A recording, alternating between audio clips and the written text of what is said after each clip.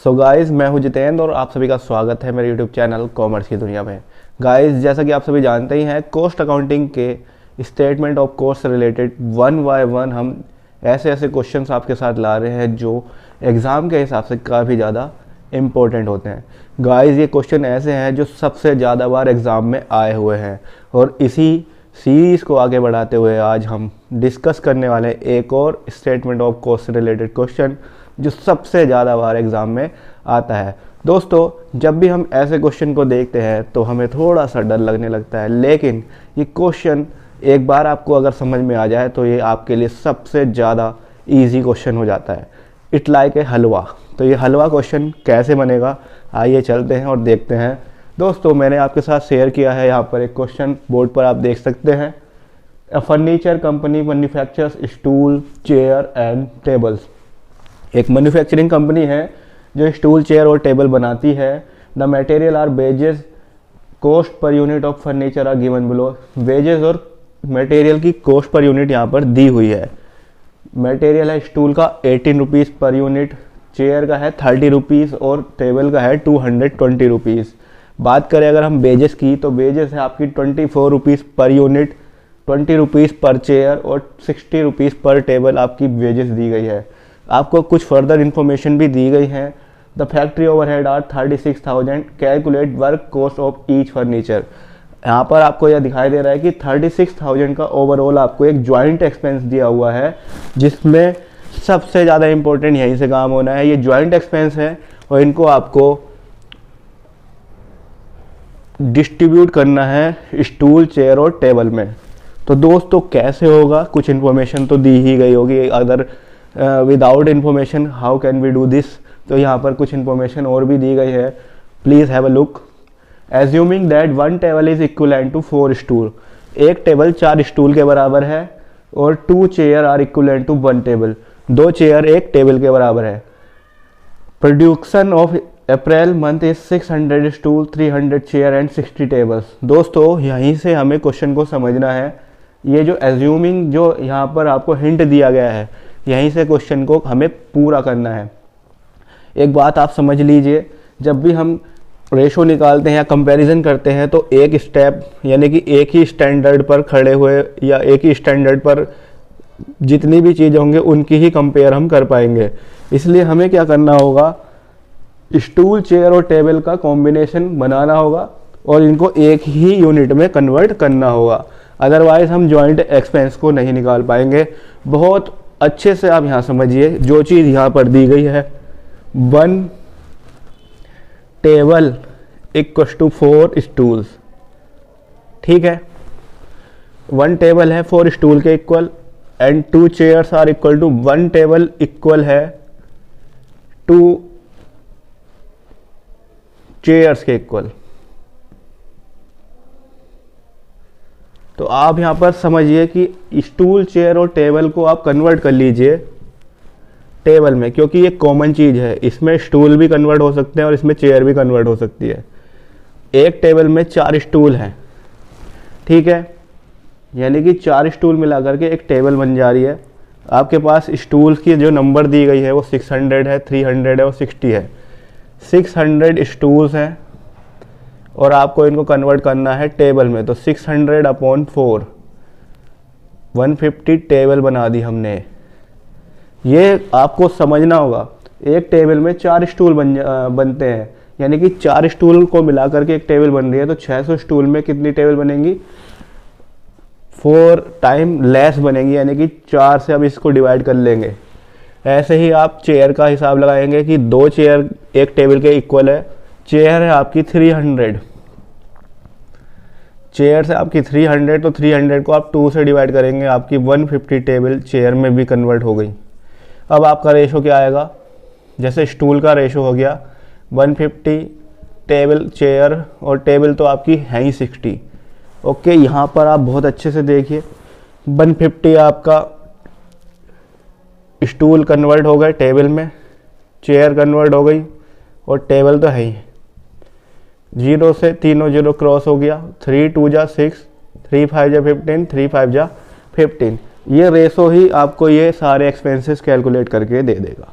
चलिए देखते हैं फैक्ट्री ओवरहेड, और किसका फैक्ट्री ओवरहेड हम निकालने वाले हैं? हम निकालने वाले हैं स्टूल का।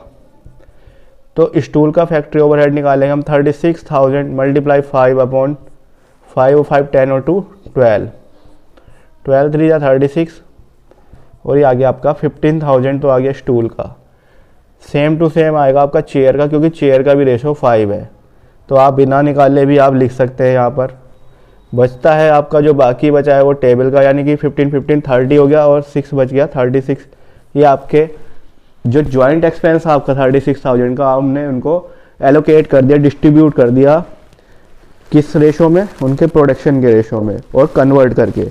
यही काम करना था, और इस काम को करने के बाद ये सबसे आसान क्वेश्चन होने वाला है। आइए चलते हैं और तैयार करते हैं स्टेटमेंट ऑफ कॉस्ट। सबसे पहले हम क्या लिखेंगे यहाँ पर? सबसे पहले हम यहाँ लिखेंगे स्टूल, फिर यहाँ लिखेंगे हम चेयर, और फिर यहाँ लिखेंगे हम टेबल। आप इन पर इनकी जो है फ्रीक्वेंसी लिख दीजिए, कितना प्रोडक्शन हो रहा है, 600, 300 और 60। प्रोडक्शन आप वही लिखेंगे जो आपका प्रोडक्शन है। पार्टिकुलर में आप लिख देंगे जो चीज़ आपके एक्सपेंसेस हो रहे हैं। जैसे मटेरियल है, तो आपका यहाँ मटेरियल जो है 18 रुपीज़ है स्टूल का, तो आप स्टूल का 18 से मल्टीप्लाई करके लिखेंगे, 18 6 या 108, यानी कि 10,800। चेयर का कितना है 30 रुपीज़, तो 30 की 3 3 या 9, और ये आ गया आपका 9,000। 220 के मल्टीप्लाई आपको 60 से करनी होगी, क्योंकि 60 स्टूल है आपके, 2 0 हो गए, 6 2 या 12 का 2 कैरी 1, 6 2 या 12 1 13। ये आ गया आपका मटेरियल। आप इसको वर्किंग नोट में भी दिखा सकते हैं, ठीक है।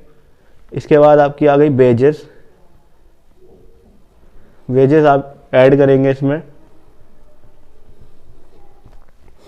24 रुपीज़ पर यूनिट है। 24 की आप 6 से मल्टीप्लाई करेंगे, 6 4 या 24 कैरी 2, 6 2 या 12 और 2 14, ठीक है। 6 की मल्टीप्लाई हमने 24 से कर ली, 6 4 या 24 कैरी हो गया 2, और 6 2 या 12 2 14। आप हमेशा जल्दीबाजी ना करें, सबसे पहला काम तो यही हो, क्योंकि भाई कभी कभी क्या होता है, क्वेश्चन तो आसान होता है और हम थोड़ा सा एक्साइटमेंट में क्वेश्चन को गलत कर देते हैं, ठीक है। उससे बचना है हमें। और यहाँ पर 20 रुपीज़ है, तो 3 2 या 6, 6,000 ये हो गया। और यहाँ पर है 60 रुपीज़, 60 की 6 से मल्टीप्लाई करेंगे 3600। ओके गाइज, इनको ऐड कर दीजिए आप।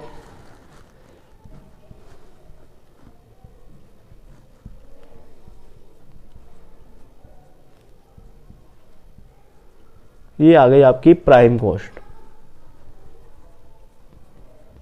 इसके बाद आप इसमें ऐड कर दीजिए जो आपने अभी फैक्ट्री ओवरहेड निकाले हैं, फाइंड आउट किए हैं। और एक बार इस रेशो को निकालने के बाद आप factory overhead, office overhead, selling and distribution overhead कुछ भी निकाल सकते हैं। मैं ये क्वेश्चन आपके लिए क्यों लाया? क्योंकि एग्जाम से पहले अगर आप इन ऐसे क्वेश्चनों की प्रैक्टिस कर लेते हैं तो आपके लिए बहुत आसान हो जाएंगे। यहाँ पर आप 15,000, यहाँ भी 15,000 अमाउंट लिख देंगे, और यहाँ लिखेंगे 6,000। आप इनको ऐड कर दीजिए 40,200, ये हो गया 30,000, और ये हो गया 22,800।